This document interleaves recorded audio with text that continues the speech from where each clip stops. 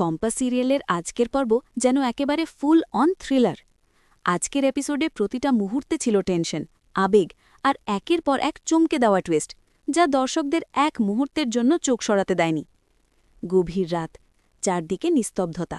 ঠিক তখনই বিহান চুপি চুপি ঢুকে পড়ে কম্পাসের ঘরে। এই দৃশ্য থেকেই শুরু হয় আসল রহস্যের দরজা খোলা। কম্পাস ধীরে ধীরে সবকিছু খুলে বলে শিবু কাকাকে সে নিরাপদে পুলিশের প্রোটেকশনে রেখেছে। অর্থাৎ বাইরে যতই বিপদ থাকুক, ভেতরে ভেতরে একটা বড় প্ল্যান অনেক আগেই সেট হয়ে গেছে। কিন্তু এখানেই আসল চমক। কম্পাস জানায় এখন সবাইকে বিশ্বাস করাতে হবে যে সে মারা গেছে।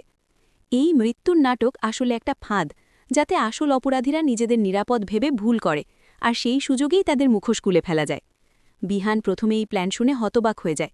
তার চোখে স্পষ্ট উদ্বেগ, সে কি সত্যি এই বড় খেলায় নিজেকে সামলে রাখতে পারবে? কিন্তু কম্পাস তাকে বারবার বোঝায় আমাদের জিততেই হবে, না হলে আমরা সবাই শেষ। এই মুহূর্তে তাদের কথোপকথনে শুধু প্ল্যান নয়, একটা গভীর বিশ্বাস আর সম্পর্কও ফুটে ওঠে। বিহান কম্পাসকে হারানোর ভয় পাচ্ছে, আর কম্পাস নিজের জীবন ঝুঁকিতে রেখে সত্যি খুঁজে বের করার লড়াই চালিয়ে যাচ্ছে। এদিকে অন্যদিকে গল্প এগোচ্ছে আরেকটা দিক দিয়ে। অরিন বুঝতে পারছে কিছু একটা ঠিক নেই।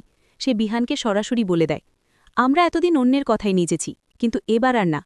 এই সংলাপ থেকেই বোঝা যায় খুব শিগগিরই বাড়ির ভেতরেই শুরু হতে যাচ্ছে বিদ্রোহ। রাতে সেই আবেগঘন মুহূর্তে হঠাৎই বাইরে থেকে অখিলেশের ডাক, বিহান তুই কোথায়? এই এক ডাকে পুরো পরিবেশ বদলে যায়। কম্পাস তাড়াতাড়ি দরজা খুলে বিহানকে বের করে দেয়, কিন্তু যাওয়ার আগে তাদের চোখের চাওয়া পাওয়া যেন অনেক না বলা কথা বলে যায়। তারপরই আসে আরেকটা সাসপেন্সফুল দৃশ্য।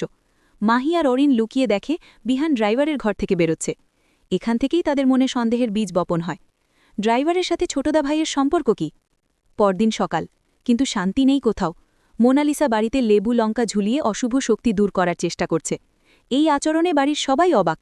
সে বলে এতে নাকি অশুভ কিছু ঘরে ঢুকতে পারে না। কিন্তু দর্শকদের কাছে পরিষ্কার, এটা শুধু কুসংস্কার নয়, বরং নিজের ভয়ের প্রতিফলন। এরপর আসে সবচেয়ে বড় চমক।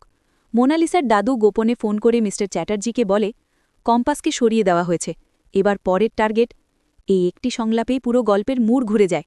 স্পষ্ট হয়ে যায় এই ষড়যন্ত্র শুধু ব্যক্তিগত শত্রুতা নয়, এর পেছনে রয়েছে বিশাল সম্পত্তির লোভ আর পুরনো হিসেব নিকেশ। মিস্টার চ্যাটার্জিও জানায় ওই বাড়ির সম্পত্তি একসময় তার দখলে ছিল, যা অন্যায়ভাবে কেড়ে নেওয়া হয়েছে।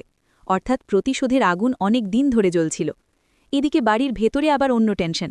মাহি আর অরিন বিহানকে প্রশ্ন করে বসে, তুই কাল রাতে ড্রাইভারের ঘরে কেন গিয়েছিলি? পরিস্থিতি সামলাতে বিহান মিথ্যে গল্প বানায়।